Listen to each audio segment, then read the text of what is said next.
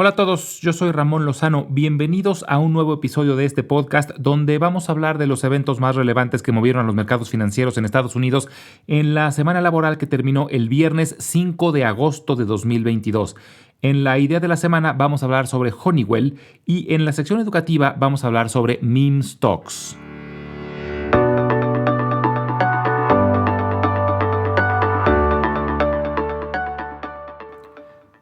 Fue una semana muy activa, aunque al final los principales índices terminaron moviéndose poco respecto a la semana pasada. El Dow Jones perdió el 0.2%, el Standard & Poor's 500 ganó el 0.4% y el Nasdaq fue el que mejor desempeño tuvo, subiendo el 2.2%. Empezó la semana de forma un poco turbulenta debido a la visita de Nancy Pelosi a Taiwán. Pelosi es la presidenta de la Cámara de Representantes y en 25 años nadie con un puesto tan relevante en el gobierno de los Estados Unidos había ido a la isla de Taiwán.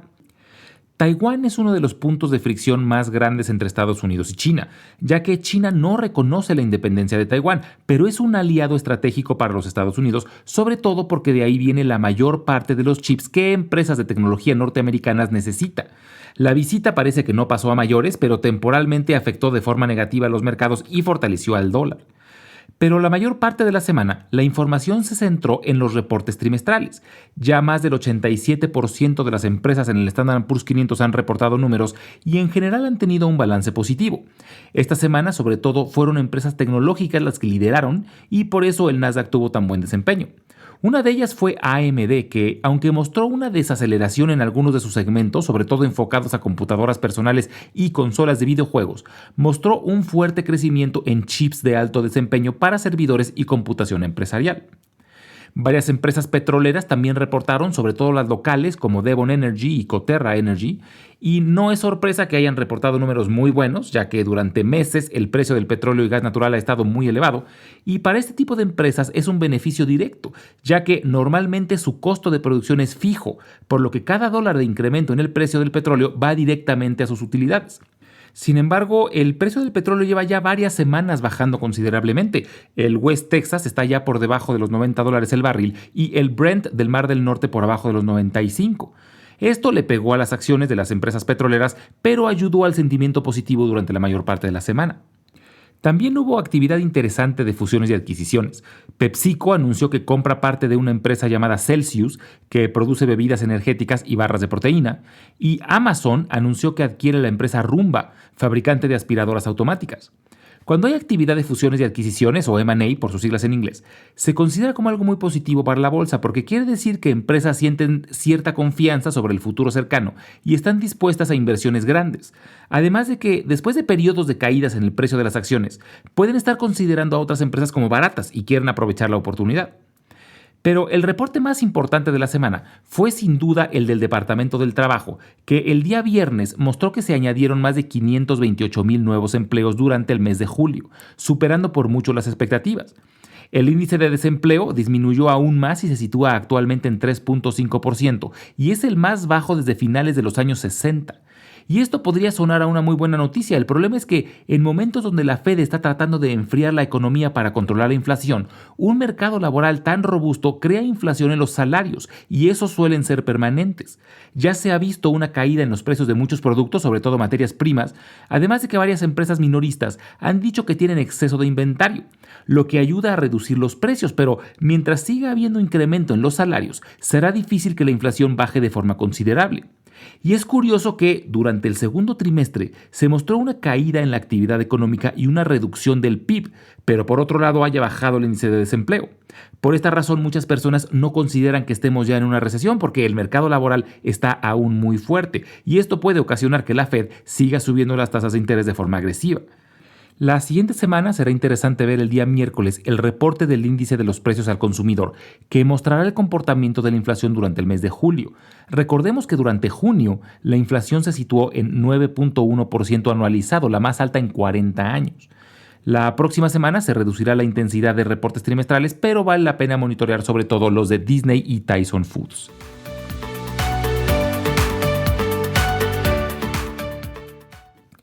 En la idea de la semana vamos a hablar de Honeywell. Su símbolo es HON.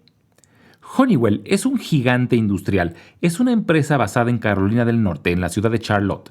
y actualmente cuenta con cerca de 100.000 empleados y tiene operaciones en 70 países. Fue fundada en 1906, es decir, hace 116 años, y empezó cuando Mark Honeywell diseñó y comercializó un invento llamado generador sellado de mercurio, usado para calentar agua para uso industrial, y posteriormente se fusionó con una empresa que diseñaba sistemas de control y regulación de temperatura.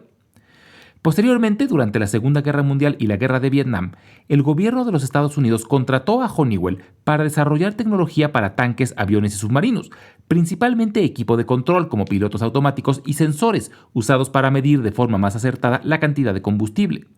Y esto hizo que Honeywell aumentara considerablemente su oferta de productos, aunque durante muchos años siguieron siendo sus equipos de medición de temperatura los más populares. Después, en el año 2000, estuvieron a punto de ser adquiridos por General Electric. De hecho, Honeywell aceptó la oferta de compra y el Departamento de Justicia de los Estados Unidos autorizó la transacción, pero fue bloqueada por el comisionado de la Comisión Europea de Competencia, por lo que Honeywell continuó siendo independiente. Actualmente, Honeywell tiene una cartera enorme de productos y soluciones y están catalogados en 3 segmentos: el aeroespacial, el de automatización y control y el de materiales de alto desempeño.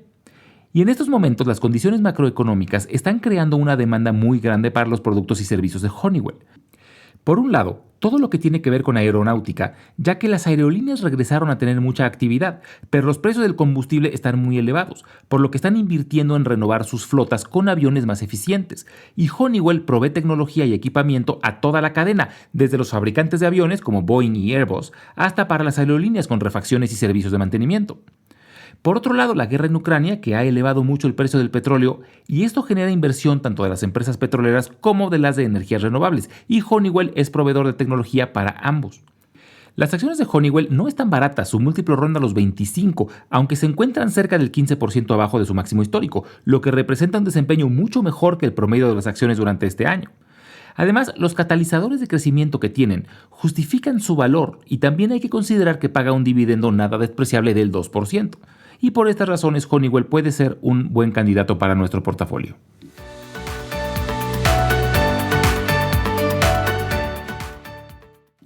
Hace unos días recibí un correo electrónico donde me pedían que explicara más a detalle lo que son las meme stocks, y por eso quise hablar de este tema en la sección educativa de esta semana. Las meme stocks, lo que podría traducirse como acciones meme o acciones de memes, son acciones de algunas empresas que ganaron mucha popularidad desde inicios del año pasado.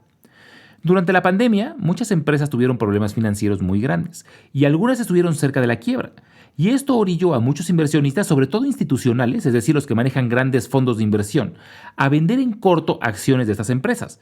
Recordemos que vender en corto es vender acciones que no tenemos, con el objetivo de recomprarlas a un precio menor y de esta manera obtener un beneficio.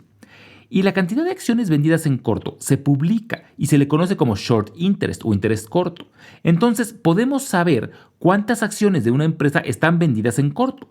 Por ejemplo, he usado varias veces la página de finanzas de Yahoo como referencia. Si buscamos una acción en la página de finanzas de Yahoo y vamos a la sección que dice Statistics, podemos encontrar mucha información sobre el interés corto. Nos dice cuántas acciones están vendidas en corto y qué porcentaje del total está vendido en corto. Prácticamente todas las empresas tienen algo de interés corto, porque siempre hay quien piensa que pueden bajar y se quiere beneficiar de eso. Y mientras más arriesgada o volátil es una empresa, mayor será el interés corto, porque tiene más probabilidades de caer. El promedio de las empresas en el Standard & Poor's 500 tiene el 2.9% de sus acciones vendidas en corto. Y por ejemplo, Apple, que se considera una acción muy segura, tiene el 0.6%, pero Etsy, que es mucho más arriesgada, tiene el 14%. Como regla de dedo, arriba del 10% ya se considera muy alto y arriba del 20% ya se considera que la empresa está en alto riesgo, probablemente con problemas financieros serios. Entonces, regresando al tema, durante la pandemia, algunas empresas de las que estaban en alto riesgo de quiebra empezaron a tener interés corto extremadamente alto. La que más lo tuvo fue una empresa llamada GameStop, con símbolo GME, que llegó a tener un interés corto de más del 140%, lo que es una locura. Quiere decir que había acciones que fueron prestadas varias veces. Y algunos inversionistas se dieron cuenta de esto y se pusieron de acuerdo a través de las redes sociales, principalmente Reddit, para tratar de provocar un short squeeze. Es decir, se pusieron de acuerdo para comprar acciones entre mucha gente en poco tiempo para elevar el precio a tal nivel que inversionistas con interés corto se vieran forzados a cerrar sus posiciones. Porque recordemos que si el precio de la acción sube, quien tenga acción en corto, su deuda crece y puede llegar a tal nivel que el broker cierre las posiciones en automático. Pero para cerrar las posiciones tiene que comprarlas y esto desata una reacción en cadena que eleva los precios cada vez más, obligando a que más inversionistas cierren sus posiciones cortas, etc. Y lo interesante es que la estrategia funcionó. Lograron hacer que las acciones de GameStop pasaran de $5 a más de 300 en pocos días.